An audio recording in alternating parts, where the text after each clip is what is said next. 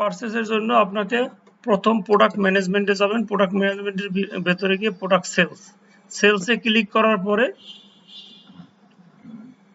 এভাবে একটা window open হবে। একাধিক স্টোর থাকলে এটা ওপেন হবে, আর একটা থাকলে অটোমেটিক সিলেক্ট হয়ে এই উইন্ডোটা ওপেন হবে না।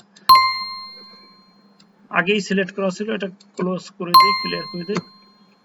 এখানে প্রোডাক্টের নাম লিখবেন। প্রোডাক্টের নাম লিখলে লেদার, প্রোডাক্টের নাম লিখলে এভাবে প্রোডাক্টের নাম আসবে।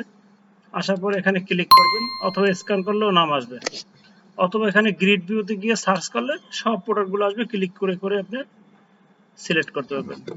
পারচেসের মতো এখানে আপনি কোয়ান্টিটি যত পিস সেল করবেন এখানে কোয়ান্টিটি দিয়ে দেবেন, কোয়ান্টিটি দিয়ে আবার ক্লোজ করবেন।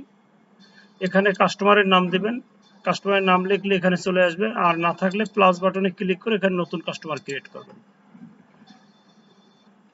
এখানে ডিসকাউন্ট দেবেন। ডিসকাউন্ট দুই রকমের দেওয়া যায়, পার্সেন্টেজে দেওয়া যায় আর গ্রোস লেভেলে দেওয়া যায়। গ্রোস লেভেলে দিলে এখানে যদি আমরা 10 টাকা দেই তাহলে এই 10 টাকা এখানে ডিসকাউন্ট হয়ে যাবে। আর যদি আমরা পার্সেন্টেজে দেই এখানে যাওয়ার পরে ডাবল ক্লিক করব, যদি আমরা 3 দেই 3%, 3% 90 টাকা আসে। পার্সেন্টেজেও দেওয়া যায়, আবার গ্রোস লেভেলেও দেওয়া যায়।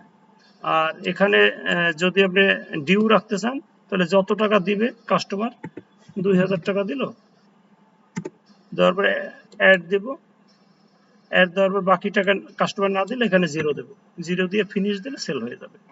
এভাবে ডিউতে সেল করা যায়।